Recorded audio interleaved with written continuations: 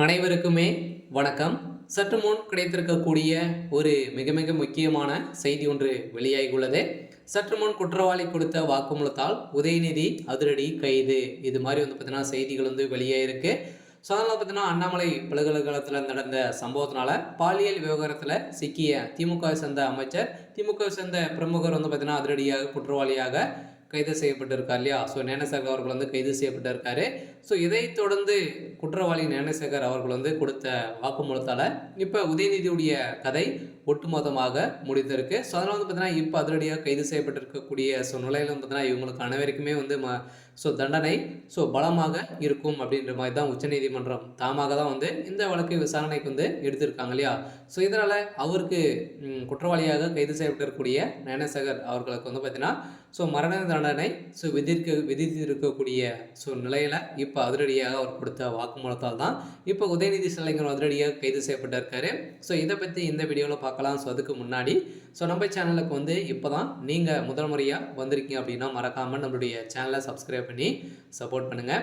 So வாங்க வீடியோக்குள்ளே போகலாம். ஸோ பார்த்தீங்கன்னா குற்றவாளியாக ஏற்கனவே கைது செய்யப்பட்டிருக்காங்க இல்லையா? அவர் பார்த்தீங்கன்னா திமுக சேர்ந்த அமைச்சர்கள் அனைவருமே இவர் ஒரு திமுகவுடைய ஒரு அடிப்படை உறுப்பினராக இல்லை அப்படின்ற மாதிரி ஒரு அடிப்படை உறுப்பினராக கூட இல்லை அப்படின்னா பார்த்தீங்கன்னா அண்ணாமலை பல்கலைக்கழகத்தில் உள்ள அலோவ் பண்ணவங்களா? அதுதான் பார்த்தீங்கன்னா அனைவருக்குமே ஒரு பெரிய டவுட்டாகவே இருந்திருந்த நிலையில் திடீர்னு பஞ்சாப் புயல் காரணமாக அதில் பார்த்தீங்கன்னா அவர் ஓடி ஓடி வேலை செய்த நிலையில் பார்த்தீங்கன்னா உதயநிதியுடைய ஒரு ரேட் கையாக தான் இருந்து வந்திருக்கக்கூடிய நிலையில் இதை தொடர்ந்து ஏற்கனவே குற்றவாளியுடைய வீட்டில் நடத்திய ரெய்டாலும் பார்த்தீங்கன்னா அங்கே சிக்கிய ஆதாரத்தாலும் உதயநிதி ஸ்டாலின் அவர்களுடைய எவிடன்ஸுகளும் சிக்கியிருக்கு.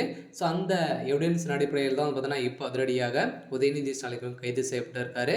இருந்தாலும் இந்த அண்ணாமலை பல்கலைக்கழகத்தில் நடந்த சம்பவத்தினால திமுகவுடைய தலைமையகத்துக்குமே பார்த்தீங்கன்னா நிறைய தொடர்புகள் இருக்குது அப்படின்ற மாதிரி தான் இப்போ அதிரடியாக உச்சநீதிமன்றம் கேள்வி எழுப்பியிருக்காங்க. இந்த கேள்வியின் அடிப்படையில் குற்றவாளி ஞானசேகர் அவர்கள் பார்த்தீங்கன்னா கைது செய்யப்பட்டு இப்போ பார்த்தீங்கன்னா இன்னும் ஒரு மாத காலத்துக்கு மேலாவே ஆகியிருக்கக்கூடிய நிலையில் இதில் சிக்கிய முக்கிய புள்ளியாக திமுக சேர்ந்த அமைச்சர் சுப்பிரமணியன் அவர்கள் சிக்கியிருக்காரு.